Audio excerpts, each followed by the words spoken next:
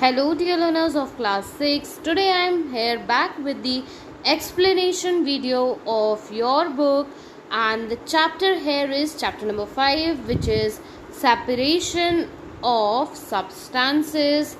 This is the chapter from your chemistry portion. So in this chapter we are going to learn about the mixture and the pure substance, the need to separate the substance, then the method of separation of different substance, and water as a universal solvent. These are the topics what we are going to cover in this chapter. So here the get ready exercise is there. For all these exercise, one exercise playlist is also there for class 5th, 6th, 7th, 8th, also for class 4th. So you can visit there, watch it for the exercise video. Now listen. Come to the chapter, the introduction of the chapter. As in the previous class, in class 5th, you have studied that matter is made up of atoms and molecules. किसका बना हुआ है? Matter किसका बना हुआ है बेटा? Atoms और मॉलिक्यूल्स का, है ना? एटम्स एंड मॉलिक्यूल्स पढ़ के आए हो ना क्लास 5 में आपने. तो ये मैटर की प्रॉपर्टी भी आपने पढ़ी होगी कि मैटर होता क्या है. Matter is anything that occupies space और हैव मास. अगर किसी चीज़ में कि कोई चीज़ स्पेस ऑक्यूपाई कर रही है और उसका एक मास है, तो उसको हम क्या बोलते हैं? मैटर, है ना. और जितनी भी चीज़ें हमारे आसपास है वो सब क्या है? वो सब मैटर है. अगर आप टेबल को देखेंगे तो table is a matter, chair को देखेंगे तो चेयर भी एक मैटर है. तो ये सारी चीज़ें मैटर है ना. अब मैटर को हम क्लासिफाई कर रहे हैं कैसे? 2 कैटेगरीज में. कितनी मेन कैटेगरीज है यहाँ पे? Matter can be classified into 2 main categories. कितनी कैटेगरीज? 2 मेन. कौन कौन सी है? एक है pure substance. First is the pure substance and the second is mixture.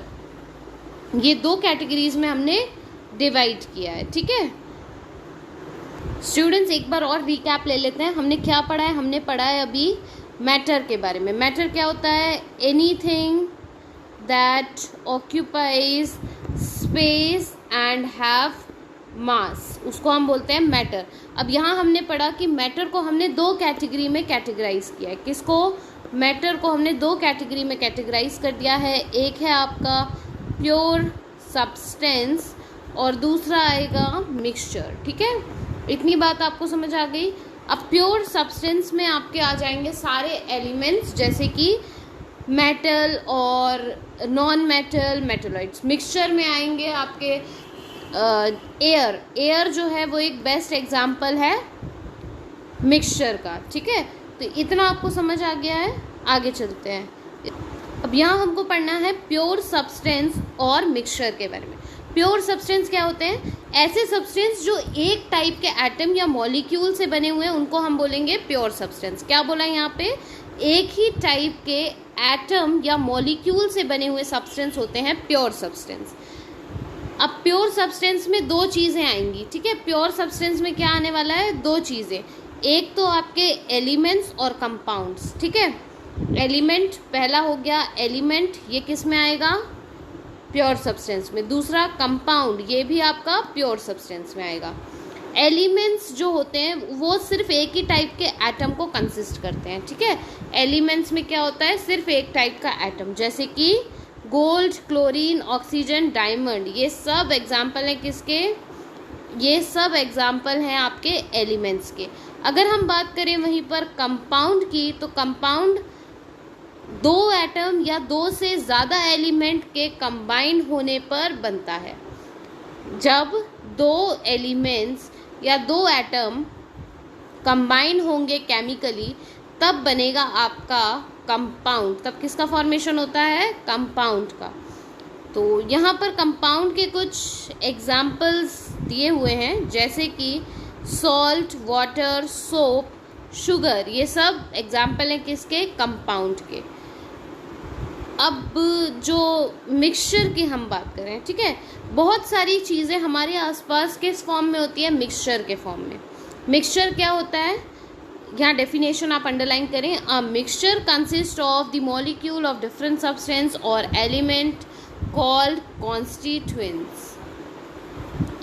ठीक है, ये होता है मिक्सचर, यानी कि डिफरेंट टाइप के एटम्स और मॉलिक्यूल्स को अगर कंसिस्ट करता है कोई सब्सटेंस तो उसको हम बोलेंगे मिक्सचर। एग्जाम्पल के लिए जो एटमॉस्फेयर है, एटमॉस्फेयर में क्या है, बहुत सारी गैसेस हैं, जैसे कि oxygen, carbon dioxide, nitrogen, organ, water. तो एयर इज़ अ मिक्सचर, हम बोलते हैं ना air is a mixture of many gases. ठीक है, यहाँ से समझ आया कि air is the best example of mixture. यहाँ देखिए एलिमेंट्स का ये डायग्राम दिया हुआ है यहाँ पर।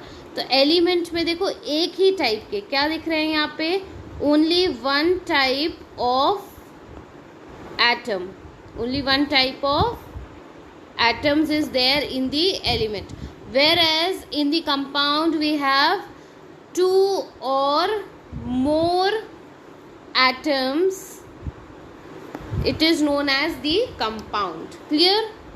Now moving to the next page of your book. तो हम यहाँ पे एयर की बात कर रहे थे ना, तो एयर में बहुत सारी गैसेस होती हैं, डस्ट भी होती है, स्मोक भी होती है, ये सारी चीज़ें होती हैं। इसी की तरह सॉइल भी क्या है, एक मिक्सचर है। क्यों? क्योंकि उसमें डिफरेंट सॉइल पार्टिकल्स होते हैं जिनका साइज डिफरेंट होता है, फिर उसमें डेड और डिकेइंग प्लांट और एनिमल्स भी होते हैं, तो वो एक मिक्सचर है। अब यहाँ हम बात करेंगे टाइप ऑफ मिक्सचर। कितने टाइप के मिक्सचर होते हैं?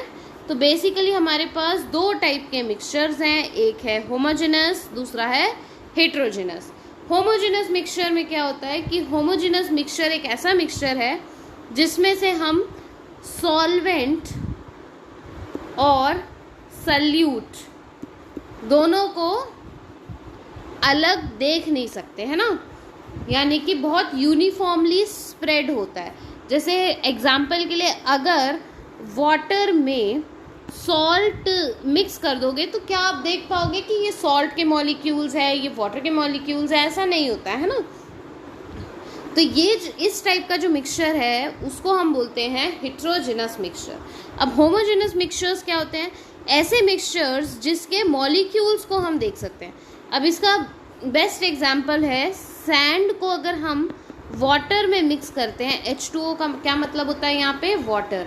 तो अगर सैंड को हम वाटर में मिक्स करेंगे तो क्या होगा, सैंड पार्टिकल्स अलग अलग दिखेंगे, है ना। तो ऐसे मिक्सचर को हम बोलते हैं हेट्रोजेनस मिक्सचर, जिसमें पार्टिकल्स अलग अलग दिखते हैं। ठीक है, अब अगर फॉर एग्जाम्पल यहाँ पर सैंड और आयरन फिलिंग को अगर हम मिक्स करें तो क्या ये मिक्स होंगे? नहीं, ये इवनली मिक्स नहीं होंगे, यानी कि कुछ ना कुछ पार्ट हमें अलग समझ आएगा कि ये आयरन का है, ये सैंड का है। तो ऐसे मिक्सचर को हम बोलेंगे क्या, हेट्रोजेनस मिक्सचर। वहीं ऐसे मिक्सचर्स जो घुलने के बाद एक जैसा यूनिफॉर्म स्प्रेड दे, है ना, तो उसको बोलते हैं होमोजेनस मिक्सचर। इतनी बात क्लियर हो गई?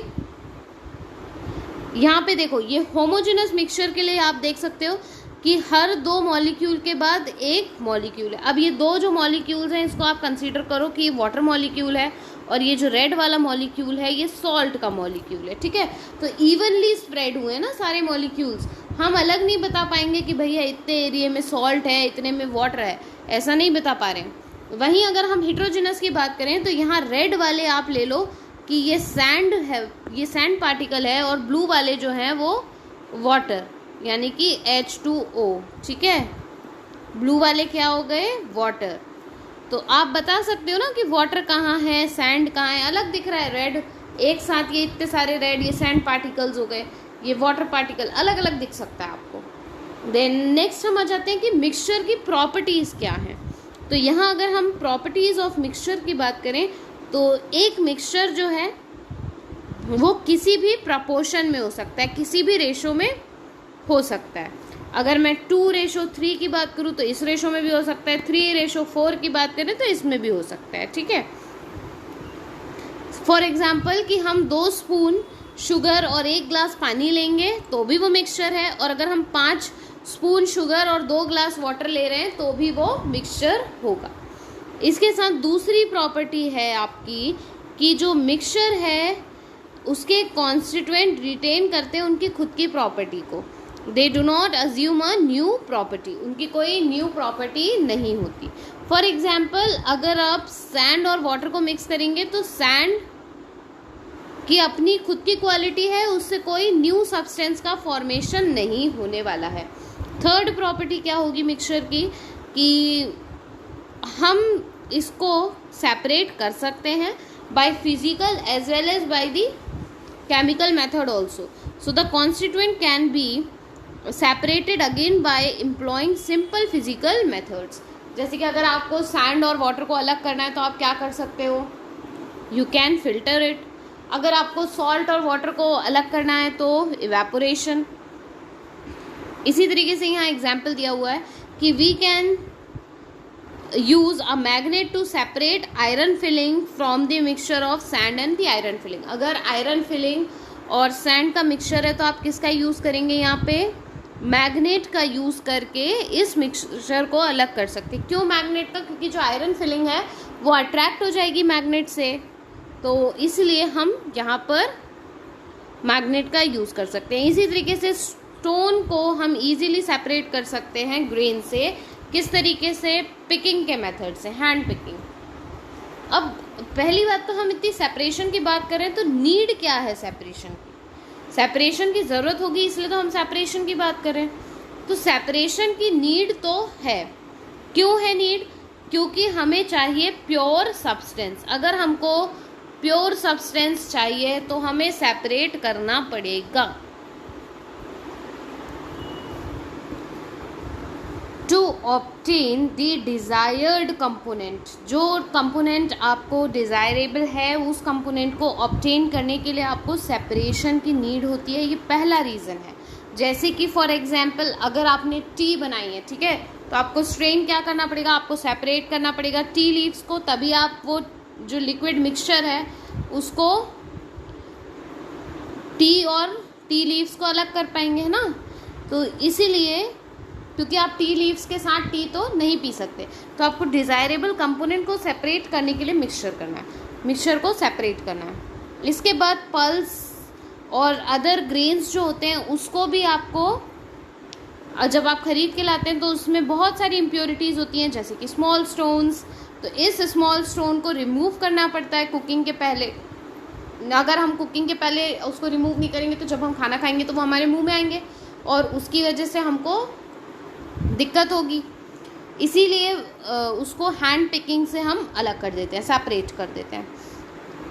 एक और एग्जांपल है, जो वाटर है वो हमारे घर में फ़िल्टर करना पड़ता है हमको। क्यों करना पड़ता है, क्योंकि उसकी इम्प्यूरिटीज़ को रिमूव करना है ना। क्योंकि अगर हम इम्प्यूरिटीज़ के साथ उस वाटर को ड्रिंक करेंगे तो वो वाटर हमारे लिए फ़िट फॉर ड्रिंकिंग नहीं होने वाला है और उसको पीने से हमें बहुत सारे डिसीजेस भी हो सकते हैं। इसीलिए सेपरेशन बहुत इम्पॉर्टेंट है। तो पहला पॉइंट तो ये था कि आपको डिज़ायरेबल कंपोनेंट चाहिए। इसके बाद यूज़फुल सब्सटेंस निकालना है हमको। मिक्सचर में से क्या निकालना है, यूज़फुल सब्सटेंस, ये दूसरा रीज़न है। इसके एग्जांपल हैं जैसे कि पेट्रोल, डीजल, नेचुरल गैस, ये सब हमको किससे मिलती है, क्रूड ऑयल से।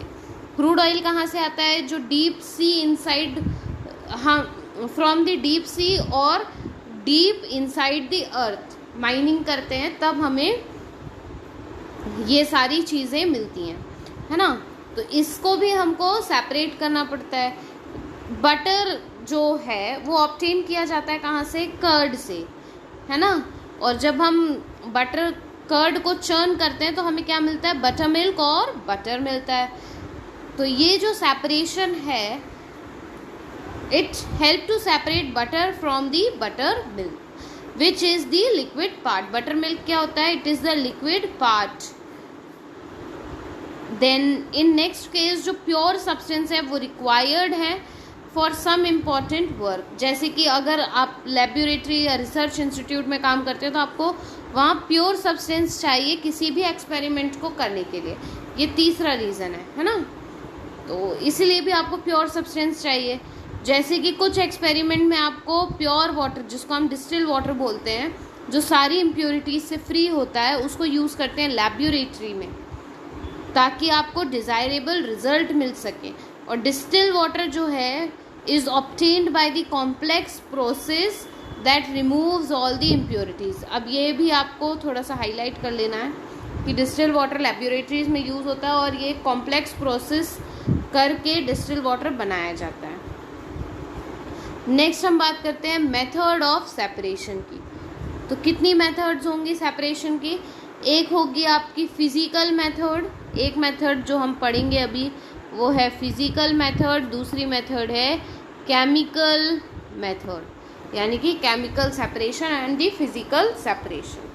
तो यहाँ पे अलग अलग फिजिकल मेथड में यहाँ पर हमको पढ़ना है separation of solid from solid, इसके बाद हमें पढ़ना है separation of insoluble solids from liquid.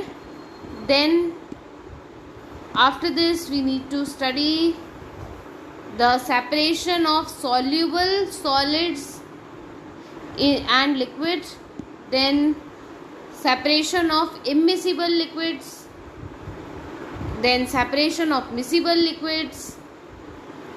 These all things we need to study. So let us come to the topic which is the separation of solid from solid. इसका क्या मतलब समझाया कि एक सॉलिड से दूसरे सॉलिड को निकालना, जैसे कि ग्रेन में से स्टोन को निकालना है ना, removing stones from the grain. ये हो गया सॉलिड, ग्रेन भी सॉलिड है, स्टोन भी सॉलिड है। तो इस टाइप के सेपरेशन के लिए आपको क्या पता होना चाहिए? डिफरेंस पता होना चाहिए, colour, size, shape, weight, boiling point, density, solubility in water, attraction by magnet, ये सारी चीज़ें आपको पता होनी चाहिए। और इसके बेसिस पे ही हम डिसाइड करते हैं कि उसके लिए इसको सेपरेट करने के लिए कौन सा मेथड ऑफ सेपरेशन हमको यूज़ करना है। तो हैंड पिकिंग पहला मेथड क्या है? Hand picking. इस मेथड में होता ये कि जो अनवांटेड सॉलिड इम्प्योरिटीज़ है उसको रिमूव करते हैं मिक्सचर में से। इस मेथड से हम डिफरेंट साइज़ और डिफरेंट शेप या डिफरेंट कलर के सब्सटेंस को देख करके जो अनडिज़ायरेबल है और विजिबल है कंपोनेंट में उसको रिमूव कर दिया जाता है। Hand picking generally unwanted impurities in the mixture is less, वहीं इसको यूज़ किया जाता है, जैसे removing of stone from the rice. ये देखो यहाँ पे ये हैंड पिकिंग है कि राइस में से स्टोन को अलग कर रहे हैं। Next is sieving. Sieving means Hindi में बोलते हैं सीविंग को छानना, ये होती है सीव। देखिए ना घर में होती होगी छन्नी। तो सीविंग से क्या होता है कि डिफरेंट साइज़ के जो कॉन्स्टिट्यूएंट्स हैं उस मिक्सचर में वो अलग हो जाते हैं। एक एग्जांपल ये है कि टी बनाते टाइम जब आपको टी लीव्स को अलग करना होता है तो आप सीव का यूज़ करते हैं ना। क्यों ऐसा करते हैं? क्योंकि यहाँ पर डिफरेंट साइज़ के जो पार्टिकल्स हैं किसी मिक्सचर में उसको अलग करना होता है। We use sieve for separating the component of the mixture in this method. Sieve होती क्या है? एक meshed fix tight in a frame. Sieve जो है एक टाइटली फिक्स्ड फ्रेम में होती है, उसमें फाइन पोर साइज होते हैं, फाइन पोर साइज होते हैं। और इससे होता क्या है कि जो सब्सटेंस है, जो स्मॉलर पार्टिकल्स हैं वो नीचे निकल जाते हैं उस पोर्स से, और जो लार्ज पार्टिकल हैं वो सीव में ही रह जाते हैं। तो सीव जो है generally separation of stone and sand on the construction side, वहाँ पे भी यूज़ किया जाता है। Then fine sieve are used for sieving flour and separating unwanted impurities while baking cakes और making चपाती। तो घर में भी किचन में भी आप सीव्स का यूज़ करते हैं। Then threshing। Threshing एक ऐसी प्रोसेस है और ये थर्ड प्रोसेस है। थ्रेशिंग में होता क्या है कि जो राइस क्रॉप है या वीट का क्रॉप है जब मैच्योर हो जाता है और उसको हम हार्वेस्ट करते हैं तो उस टाइम पर ग्रेन को चाफ या स्टॉक से सेपरेट करने के लिए थ्रेशिंग का यूज़ किया जाता है। तो ग्रेन जो है वो मैन्युअली भी सेपरेट किए जाते हैं और मशीन से भी सेपरेट किए जाते हैं। तो ये देखो यहाँ पे ये लोग जो है ना ये मैन्युअली इस ग्रेन को ऐसे पटक पटक के क्या कर रहे हैं, यहाँ पे सेपरेशन की प्रोसेस को कर रहे हैं, है ना। तो ये जो ग्रेन है, ये जैसे यहाँ पे ज़मीन पे डालते हैं तो ग्रेन अलग हो जाता है और चाफ अलग हो जाती है। फिर ये जो सेपरेशन है, ये ग्रेन और स्टॉक का जो सेपरेशन है, ये मशीन से हो रहा है, थ्रेशर से हो रहा है। तो दोनों चीज़ें यूज़ होती है, मैनुअली भी हो जाता है और मशीन से भी। अर्ली टाइम में after the crop has been harvested, it is laid down on the ground and then animals were made to trample the stalk, so the grain got separated from their stalk and the husk. These days mechanical threshers and mechanical harvest, which are more efficient and take less time, are used for this purpose. The stalk get broken into small pieces which are used as hay to feed the cattle. Hay means भूसा। Next process है हमारे पास winnowing. Winnowing में हम क्या करते हैं, chaff को grain से अलग करते हैं, है ना। ये प्रोसेस होती है विनोइंग की। एक व्यक्ति रहता है, वो ऐसे ऊपर से ये ग्रेन को ऐसे नीचे डालता है, तो होता क्या है कि जिस डायरेक्शन में हवा रहती है ना, उस डायरेक्शन में चाफ उड़ जाता है, और जो ग्रेन है, क्योंकि ग्रेन हैवी होता है तो ग्रेन नीचे आ जाता है ना। तो यहाँ इस प्रोसेस में यही होता है विनोइंग की प्रोसेस में। तो विनोइंग की प्रोसेस थ्रेशिंग और हार्वेस्टिंग क्रॉप्स के बाद होती है। ये चाफ और ग्रेन को सेपरेट करने के लिए होती है। इस मेथड में एक्शन ऑफ विंड या ब्लोइंग एयर, याद रखना, this method is use to separate grain from the chaff by the action of wind और blowing air is called winnowing. ये डेफिनेशन बहुत इंपॉर्टेंट है, कई बार एग्जाम में डेफिनेशन पूछ ली जाती है। तो जब chaff and the stalk are soft and lighter whereas the grain is hard and heavier, इसलिए जो चाफ है वो हवा के साथ उड़ के चली जाती है। Chaff is taken in the winnowing basket, और जो ग्रेन है वो नीचे रह जाता है। ठीक है, ये होता है विनोइंग की प्रोसेस में। नेक्स्ट हम बात करते हैं separation of insoluble solid in liquid. Insoluble यानी कि ऐसे सॉलिड्स जो डिसॉल्व नहीं हुए, जो सॉल्युबल नहीं है लिक्विड्स में।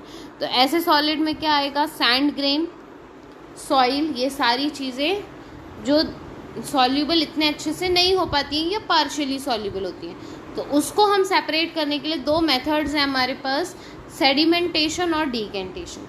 होता क्या है कि जो इम्प्योरिटी वाला पानी को हम थोड़ी देर 20 या 15 मिनट के लिए क्या करते हैं, स्टेशनरी, बिना हिलाए ढुलाए उसको रख देते हैं। ठीक है, तो होता ये है कि वो पानी में धीरे धीरे करके इम्प्योरिटीज़ यहाँ नीचे सेटल हो जाती है और ऊपर क्लियर वाटर आपको दिखता है। ये कैसा वाटर है, क्लियर वाटर आपको दिखने लगता है।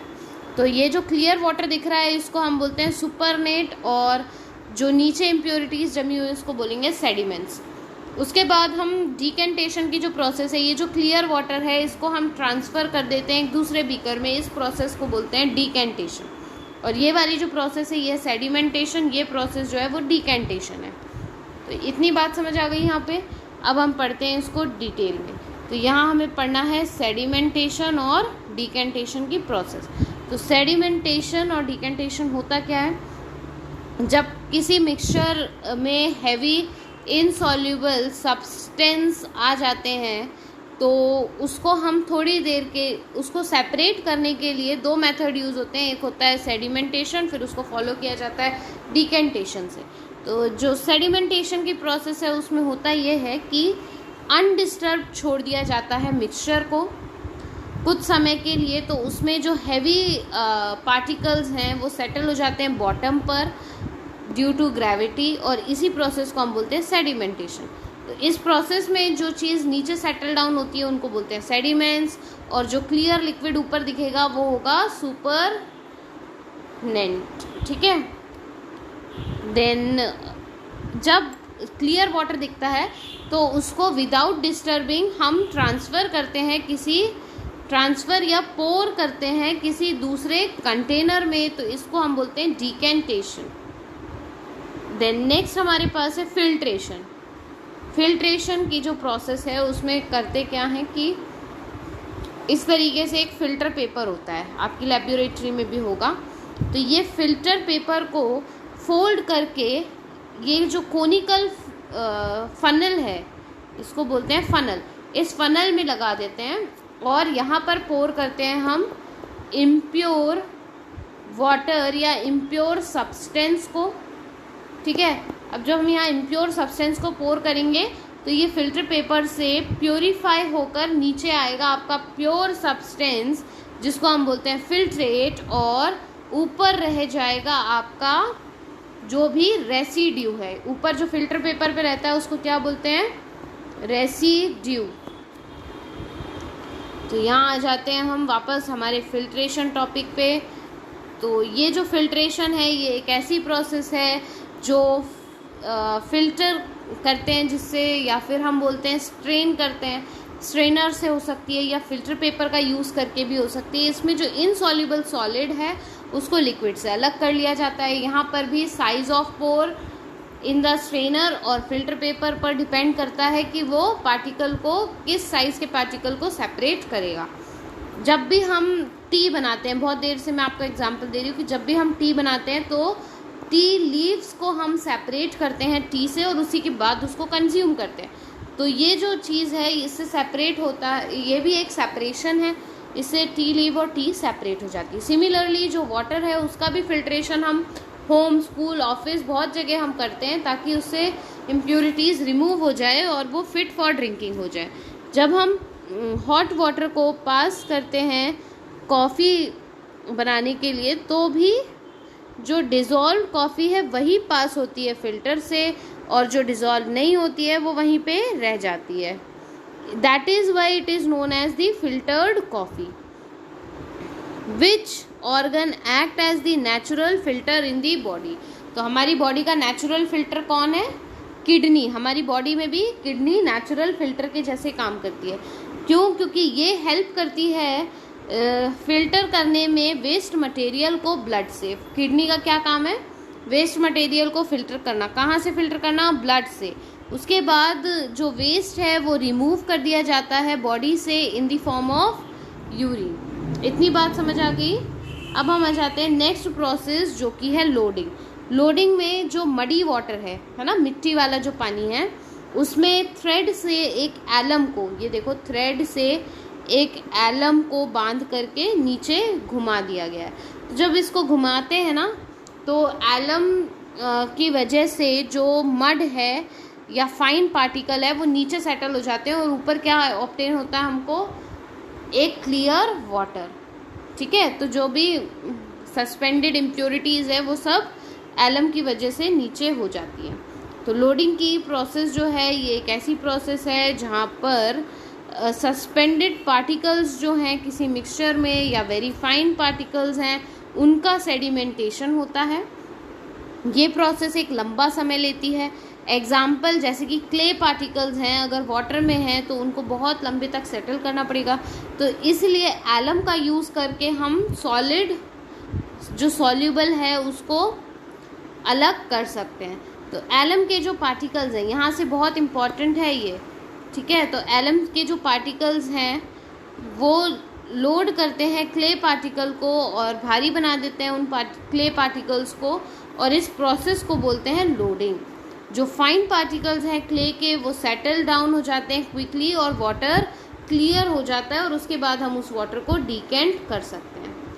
Method used by water workers. Water workers के द्वारा यूज़ करी हुई मेथड्स। तो कौन कौन सी मेथड को यूज़ करते हैं water workers? Water worker department supply water to our home.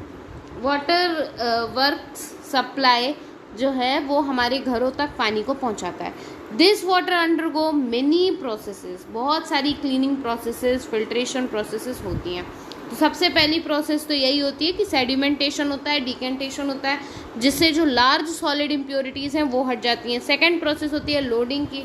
Loading से जो स्मॉल पार्टिकल्स हैं उसको रिमूव कर देते हैं। देन थर्ड प्रोसेस होती है आपकी फिल्ट्रेशन में बहुत सारी चीज़ें फ़िल्टर हो जाती हैं। क्यों? क्योंकि ये सैंड फिल्टर से फ़िल्टर किया जाता है। देन उसके बाद क्लोरीन को ऐड करते हैं जिससे कि जर्म्स किल हो जाएं। नेक्स्ट हमारे पास है, ये देखो इस तरीके से वाटर वर्क्स का काम चलता है। ये सबसे पहले एक रिजर्वायर जहाँ पर पानी स्टोर होता है, जहाँ पर बहुत सारा, ये कोई भी चीज़ हो सकती है, ये वाटर बॉडीज़ भी हो सकती है, ठीक है। रिजर्वायर कोई एक वाटर बॉडीज़ भी हो सकती है या फिर एक ऐसी जगह जहाँ पर स्टोर रहता है, वाटर स्टोर, ठीक है। तो यहाँ से जो पानी है ये आता है किसमें? सेडिमेंट टैंक में। जब सेडिमेंट टैंक में आता है तो यहाँ बहुत सारी इम्प्योरिटीज़ ऐसे इस तरीके से सेटल हो जाती है। उसके बाद इसका डिकेंटेशन होता है, ठीक है। डिकेंटेशन यानी कि दूसरे कंटेनर में ट्रांसफ़र होगा। फिर यहाँ लोडिंग की प्रोसेस होती है। लोडिंग की प्रोसेस में जो स्मॉल पार्टिकल्स हैं वो अलग कर दिए जाते हैं। फिर ये आता है आपका फिल्ट्रेशन टैंक। इसमें बहुत सारे ग्रेवल्स, फाइन सैंड, ठीक है, कोरस ग्रेवल और वाटर को ऐड करते हैं। तो ये धीरे करके ये पानी यहाँ से छनता है। इसके बाद क्लोरीनेशन यानी कि ऐसी प्रोसेस जिसमें क्लोरीन को ऐड करते हैं, ठीक है। ऐसी प्रोसेस जिसमें क्लोरीन को ऐड करते हैं। क्यों ऐड करते हैं? ताकि जो बैक्टीरिया या फिर जितने भी माइक्रोब्स हैं जो हार्मफुल है हमारे लिए, वो कैसे हो जाएं? मर जाएं, किल हो जाएं। और उसी के बाद ये जो पानी है ये हमारे घर तक आता है। इस तरीके से वाटर वर्क्स में पानी को प्योरीफाई किया जाता है। नेक्स्ट हमारे पास है separation of solid, soluble solid and liquid. Soluble solid जैसे कि सॉल्ट और शुगर, ये कैसे है? सॉल्युबल है, पानी में सॉल्युबल हो जाते हैं। अब इनको अगर अलग करना होगा तो इसके लिए सॉल्ट के लिए इवेपोरेशन करवाएंगे। जैसे कि सी वाटर जो है वो कंटेन करता है बहुत सारा डिज़ोल्व्ड सॉल्ट।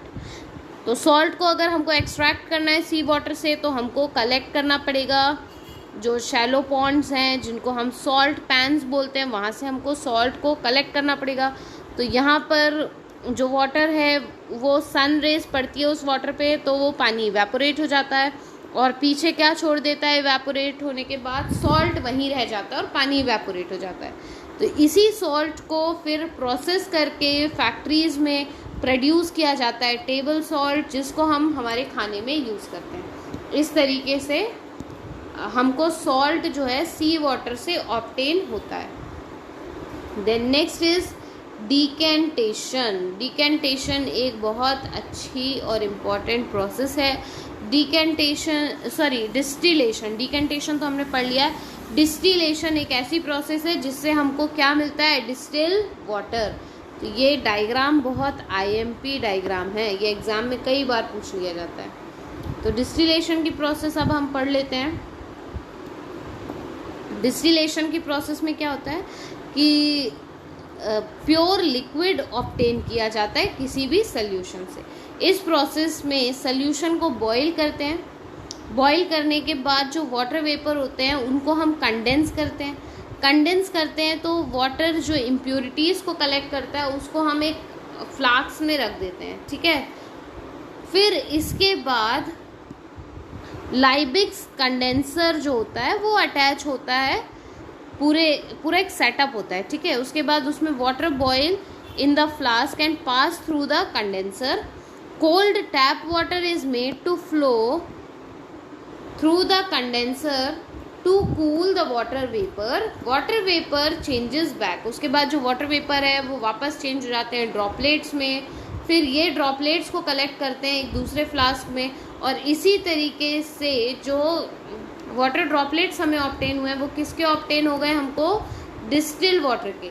और जो डिस्टिल वाटर जिसको हम लेबोरेटरी में यूज़ करते हैं या किसी भी रिसर्च रिलेटेड एक्सपेरिमेंट करने के लिए यूज़ करते हैं वो ऑब्टेन होता है इसी प्रोसेस से। ये है आपका लाइबिक्स कंडेंसर। कौन सा कंडेंसर है ये? लाइबिक्स कंडेंसर। देखो यहाँ पे वाटर को हमने बॉईल किया एक फ्लास्क में बर्नर लगा के। ये एक थर्मोमीटर है ताकि हमको पता चले किस टेम्परेचर पे हम वाटर को बॉईल कर रहे हैं। देन इसके बाद ये देखो यहाँ पे हमने क्या लगाया है? एक कंडेंसर लगाया हुआ है। कौन सा कंडेंसर है ये? लाइबिक्स कंडेंसर। ठीक है, एक साइंटिस्ट थे लाइबिक्स, उनके नाम पर उन्होंने ये कंडेंसर को इन्वेंट किया था। तो इस कंडेंसर में क्या होता है, जैसे ही पानी यहाँ से उबलता है तो वेपर्स को ट्रांसफर किया जाता है। यहाँ पे कौन जाते हैं?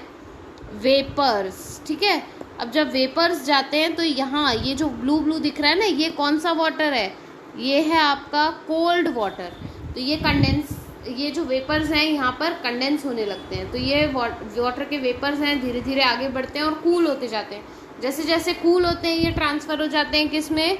वाटर के ड्रॉपलेट्स में। और यही वाटर के जो ड्रॉपलेट्स हैं ये कलेक्ट कर लेते हैं हम एक दूसरे फ्लास्क में। ठीक है, तो ये जो वाटर हमें मिला है ये कौन सा वाटर है? ये है आपका डिस्टिल्ड वाटर। ये कैसा वाटर है? डिस्टिल्ड वाटर, जो यहाँ इस फ्लास्क में मिलेगा। Separation of liquids. अब हमको क्या पढ़ना है? Separation of liquids. तो हमको पता है दो टाइप के लिक्विड्स हैं, एक है आपके मिसिबल लिक्विड्स, दूसरे हैं इममिसिबल लिक्विड्स। तो अगर हमको इममिसिबल लिक्विड्स का सेपरेशन करना है तो उसके लिए हमको क्या चाहिए रहेगा? Separating funnel.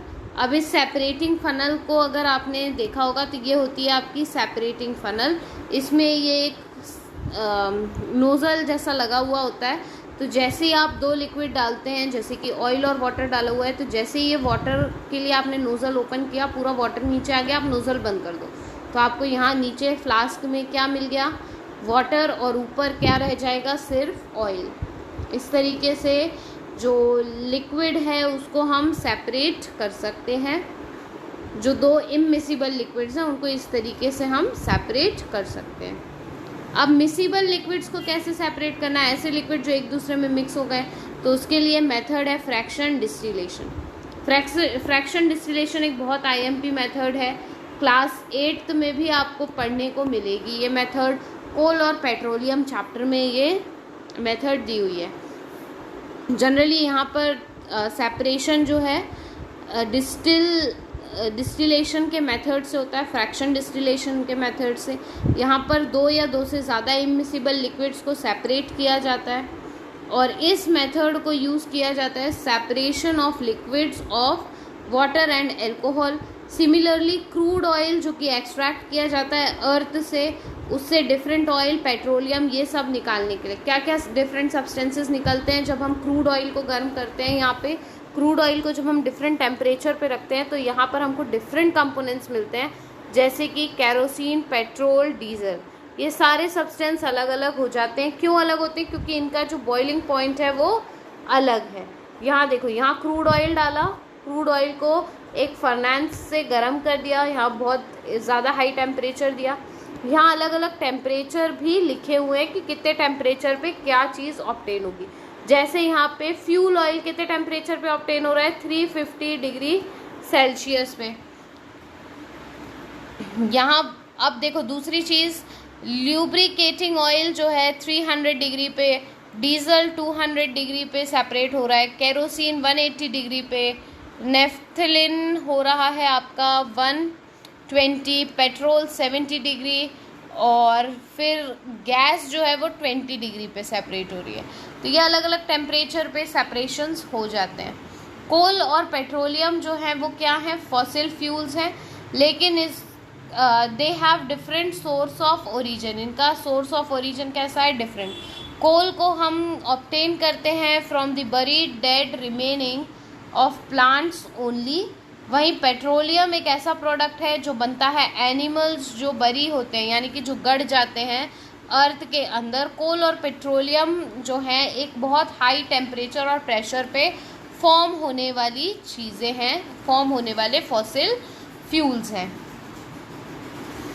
नेक्स्ट टॉपिक है हमारे पास using more than one method for separation. किसी चीज़ को सेपरेट करने के लिए एक या एक से ज़्यादा मेथड्स का भी हम यूज़ कर सकते हैं ना। Multiple methods of separation are used in case of some of the mixture. जैसे कि यहाँ एग्जांपल देखिए कि अगर मिक्सचर है सैंड, आयरन फिलिंग और वाटर का, तो आप इसको कैसे सेपरेट करोगे? तो पहले आप क्या कर लेना, आप सबसे पहले आयरन फिलिंग को अलग कर लेना, मैग्नेट का यूज़ करना, आयरन फिलिंग अलग हो जाएगी। इसके बाद जो बचा आपके पास वो क्या है, वो है मिक्सचर ऑफ सैंड और वाटर। हमारे पास क्या बचा है, mixture of sand and water. इसको अलग करने के लिए हमको क्या करना है,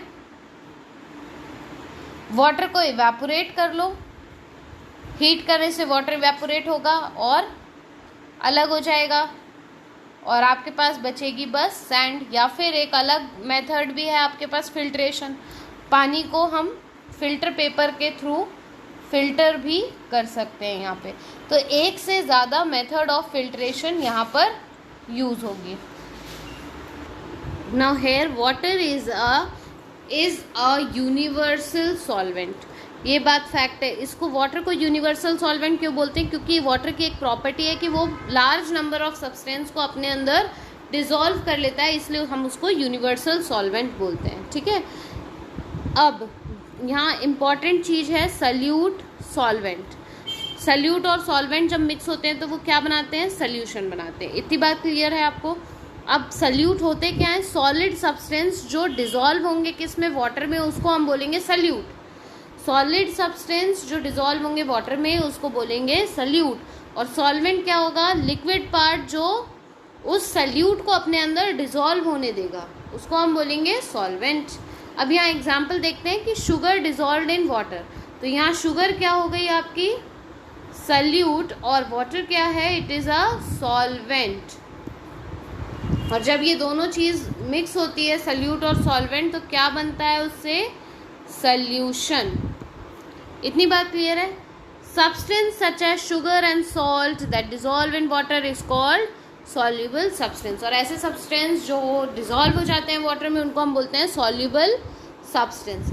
और दूसरे सब्सटेंस जो सॉल्युबल नहीं होते हैं, जैसे कि वुड की शेपिंग, सैंड, ये सारे सब्सटेंस जो डिसॉल्व नहीं होते उनको हम बोलते हैं insoluble substance.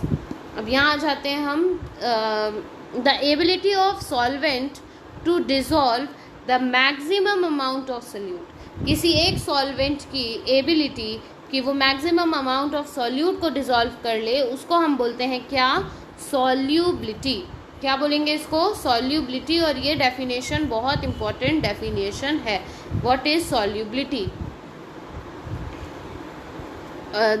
And given amount of water can dissolve certain maximum amount of solute in a particular temperature. जो सपोज फॉर एन एग्जांपल, अगर आपको 10 चम्मच शुगर को 1 ग्लास वाटर में डिसॉल्व करना है, तो एक टाइम के बाद वो शुगर डिसॉल्व नहीं होगी। क्यों, क्योंकि एक पर्टिकुलर टेम्परेचर पे एक particular amount of sugar he dissolve होती है।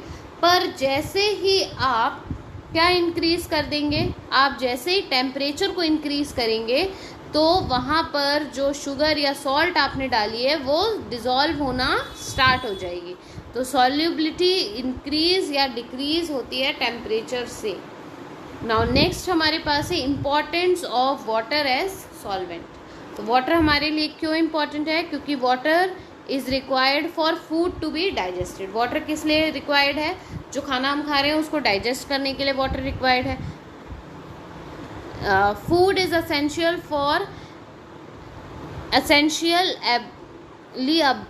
easily absorbed in the body with the help of the water।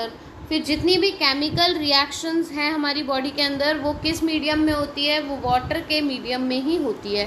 Plants जो हैं एब्जॉर्ब करते हैं न्यूट्रिएंट्स को सॉइल में, वो भी डिसॉल्व होते हैं किस में, वाटर में। फिर उसी के बाद फोटोसिंथेसिस की जो प्रोसेस है उसमें भी पानी की ज़रूरत है, वाटर की नीड है, H2O की नीड है। नेक्स्ट हमारे पास जो एक्वेटिक एनिमल्स हैं उनको भी पानी चाहिए, क्योंकि वो ऑब्टेन करते हैं ऑक्सीजन को, जो कि डिसॉल्व होती है पानी में ब्रीदिंग के लिए, है ना।